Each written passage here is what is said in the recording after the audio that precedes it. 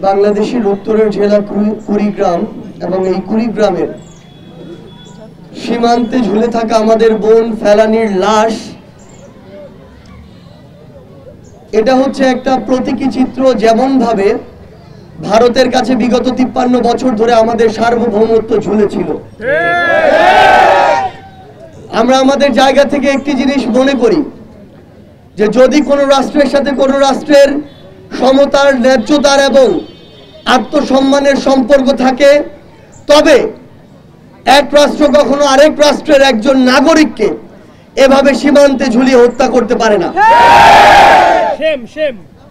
আমাদের পার্শ্ববর্তী রাষ্ট্র বিগত 53 বছর ধরে একটি গোষ্ঠীকে ক্ষমতার চেয়ারে বসিয়ে যেভাবে এই বাংলাদেশ নামক রাষ্ট্রটির সার্বভৌমত্বকে কুক্ষিগত করে রেখেছিল, বাংলাদেশের ছাত্র জনতা ঐক্যবদ্ধভাবে 2024 সালে তার মোক্ষম জবাব দিয়েছে।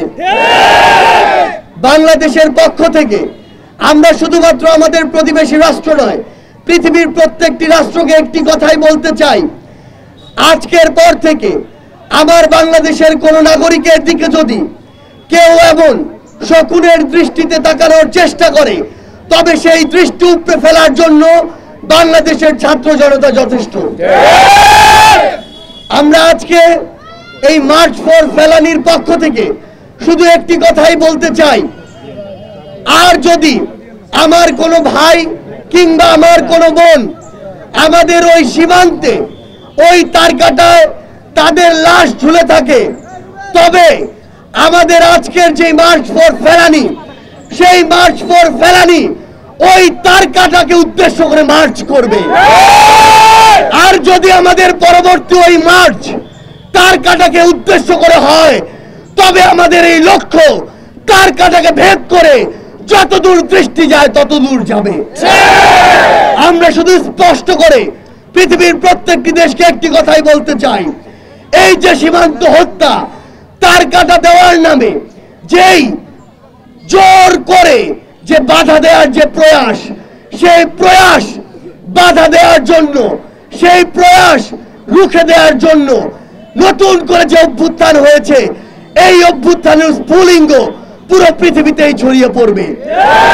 আমরা আজকে এই কুড়িগ্রামের মার্চ ফর ফেলানীর শুরুতে একটি কথা আপনাদেরকে বলতে চাই, আমরা আর বাংলাদেশের সীমান্তে কোন লাশ দেখতে চাই না। আমাদের বাংলাদেশের যত নাগরিককে ওই সীমান্তে লাশ করা হয়েছে, তাদের বিচার আন্তর্জাতিক ট্রাইব্যুনালে করতে হবে।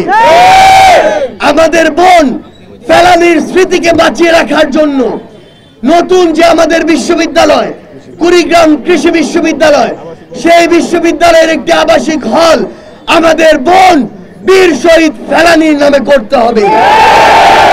আমাদের সীমান্তে যে মরণঘাতী অস্ত্রগুলো ব্যবহার করা হয়, চুক্তির মাধ্যমে সকল প্রকার মরণঘাতী অস্ত্র ব্যবহার নিষিদ্ধ করতে হবে।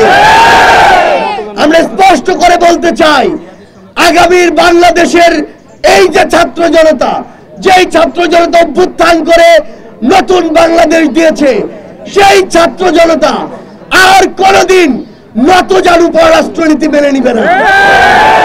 আমরা স্পষ্ট করে আগামীর তরুণ প্রজন্মের ছাত্র জনতার প্রতিনিধি হিসেবে বাংলাদেশে যারাই ক্ষমতাতে আসুক না কেন, তাদেরকে শুধু একটি কথাই বলতে চাই, ক্ষমতাকে আঁকড়ে ধরার জন্য আপনাদের মধ্যে কেউ যদি কোন দেশের কিংবা কোন গোষ্ঠীর দালাল হন, তবে আপনাদের পরিণতি ওই খুনি হাসিনার মতোই হবে। আজকে আমরা এই বাংলাদেশের উত্তরের যে প্রান্তিক জেলা কুড়িগ্রাম, এই কুড়িগ্রামের মানুষ বিভিন্ন সময় বিভিন্নভাবে অবহেলিত হয়ে এসেছে। আমার এই কুড়িগ্রামের মানুষকে শুধুমাত্র একটি তিস্তা প্রকল্পের কারণে প্রতি বছর হাজার হাজার কোটি টাকার ক্ষতির সম্মুখীন হতে হয়েছে। গোপালগঞ্জের মতো একটি জেলায় প্রতি বছর যে বাজেট গিয়েছে, পুরো রংপুর বিভাগে সেই বাজেট আসেনি।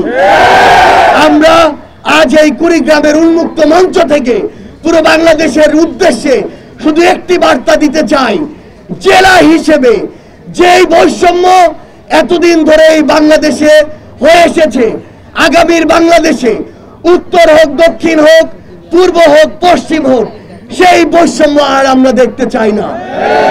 আমরা বিশ্বাস করি আগামীর বাংলাদেশে আমাদের এই বীর কুড়িগ্রামের বাসীরা ঐক্যবদ্ধভাবে উত্তরবঙ্গকে এগিয়ে যাওয়ার জন্য নেতৃত্ব দিবে, যেখানে আমাদের চোখের সামনে আমাদের চলার স্পিরিট হিসেবে আমাদের বোন ফেলানীর সেই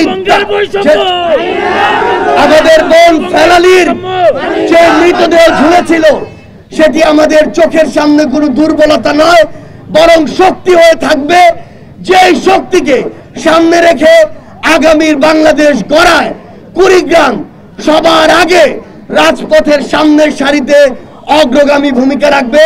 সেই প্রত্যাশা রেখে আজকে আমাদের লং মার্চ ফর ফেলানী আমরা শুরু করতে যাচ্ছি। ইনকিলাব জিন্দাবাদ।